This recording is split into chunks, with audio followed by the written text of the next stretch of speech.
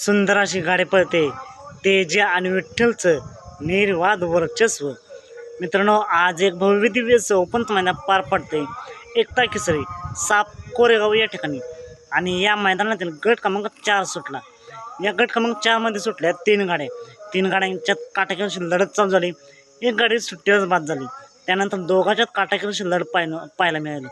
कोण झालं सेमीसाठी पात्र.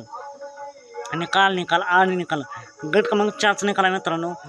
तोंडावरती निकालाशिवाय सुट्टा निकाल घेतला आहे आणि गाडी सेमीसाठी पात्र झाली. गट क्रमांक 4चा निकाल आहे. निकाल आणि निकाल गट क्रमांक 4चा निकाल आहे.